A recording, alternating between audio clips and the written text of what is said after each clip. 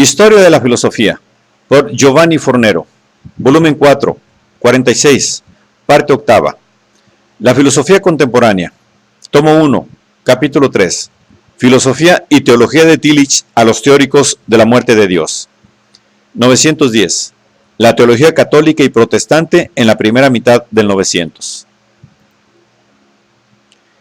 En el curso del siglo XIX, la conciencia religiosa de Occidente se encontró ante una serie de sucesos interconectados que representan el resultado de tendencias maduradas en los siglos anteriores. 1. La disgregación del corpus Christianum y la aparición, en vez del Estado confesional, de un Estado laico y pluralista, basado en la tolerancia ante múltiples visiones del mundo y respetuoso de la libertad de conciencia de los ciudadanos. 2. El éxito de filosofías políticas alejadas de las posiciones de la Iglesia, como el liberalismo, la democracia y el socialismo. 3.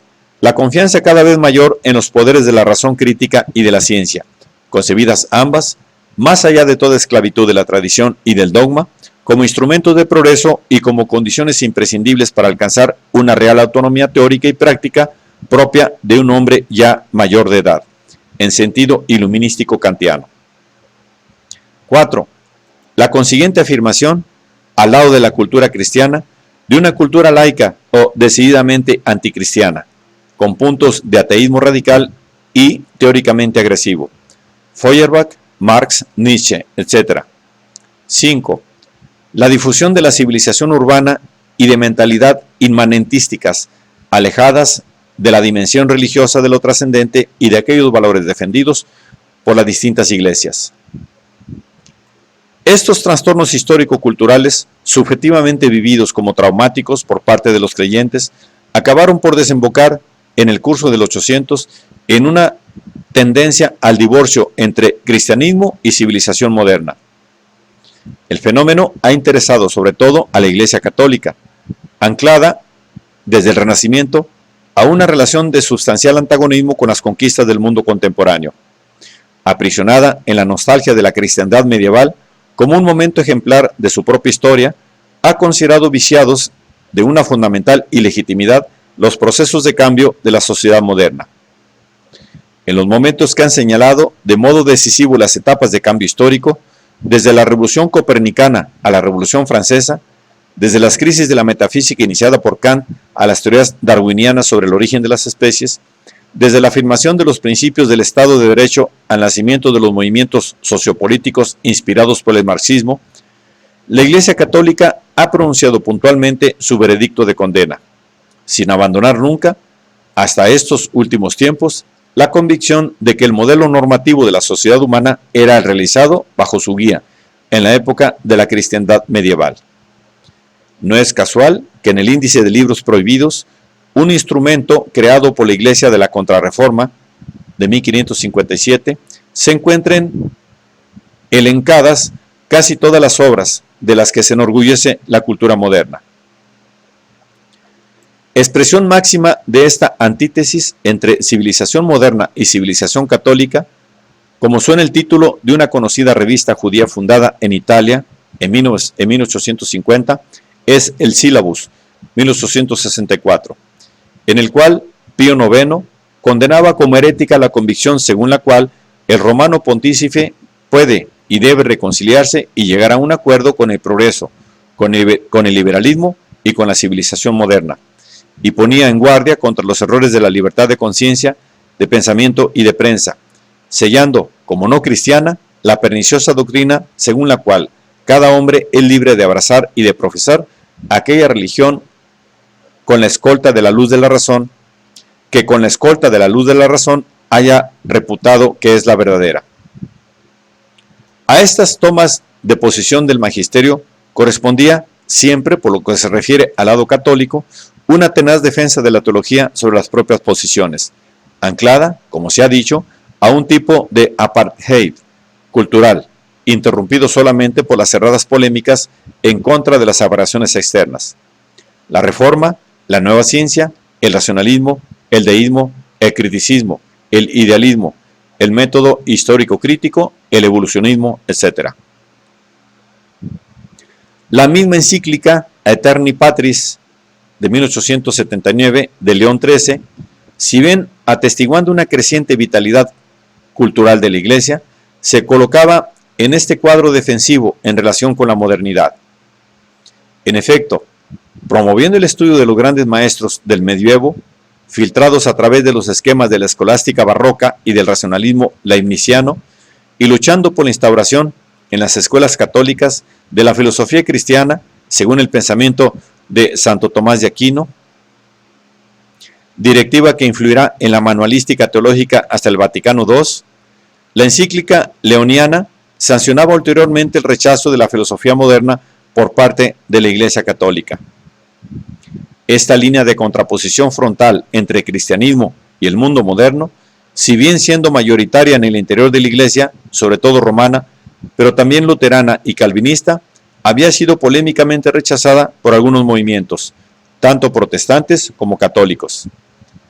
Por lo que se refiere al universo protestante, al lado de una rígida defensa de la ortodoxia y del Estado confesional, se había desarrollado hacia finales del 800 una corriente de teología liberal que se inspiraba en figuras como Schleiermacher, Hegel y Strauss, representado sobre todo por Adolf von Harnack, 1851-1930, discípulo de A. Ritschl, 1822-1889, y autor de la Historia de los Dogmas, 3 volúmenes, 1886-1889.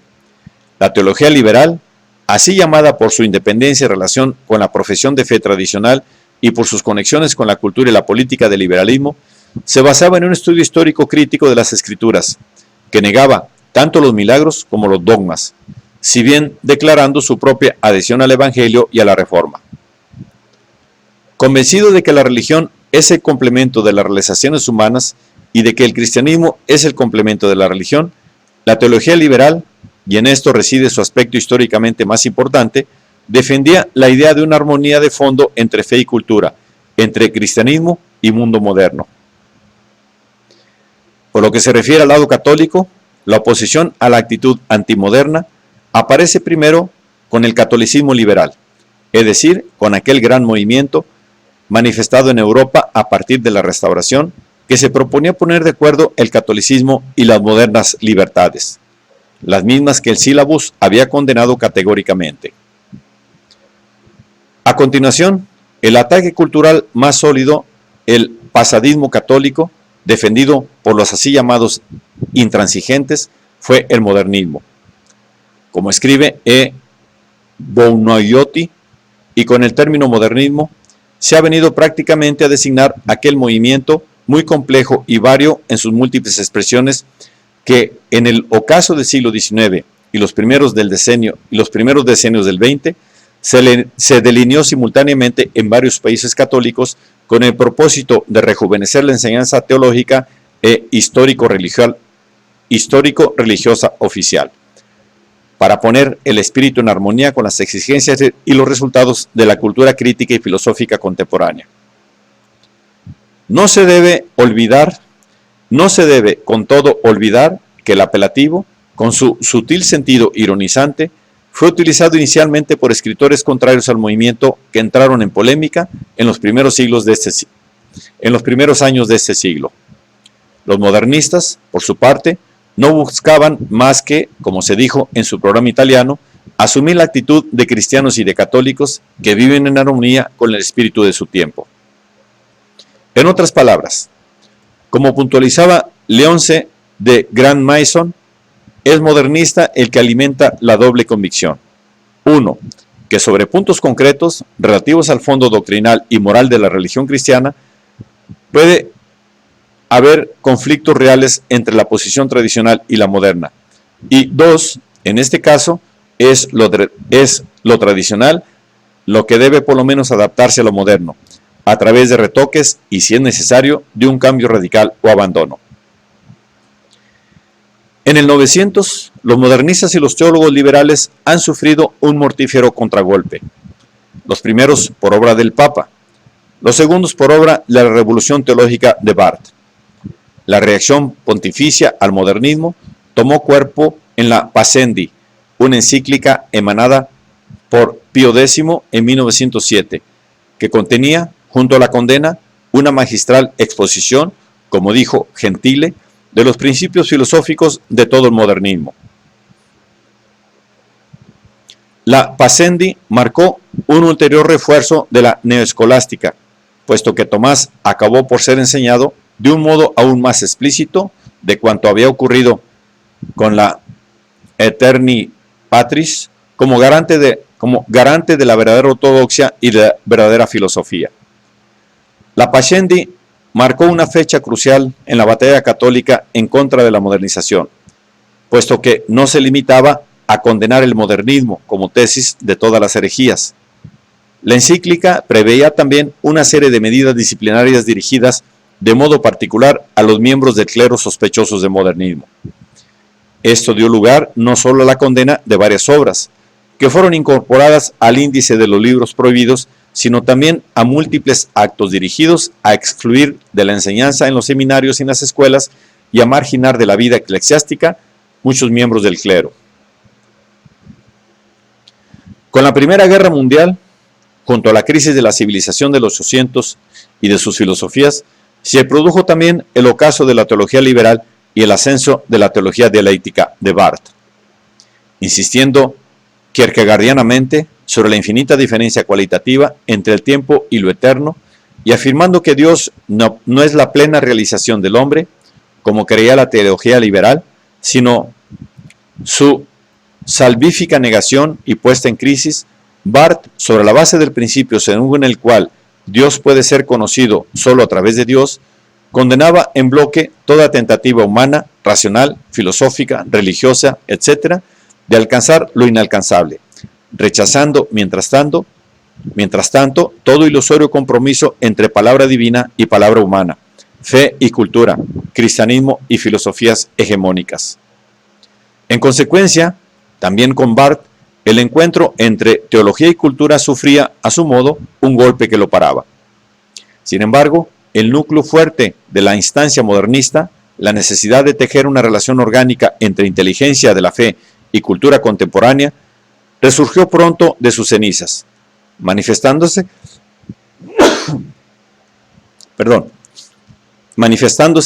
de modos distintos y aparentemente lejanos unos de otros.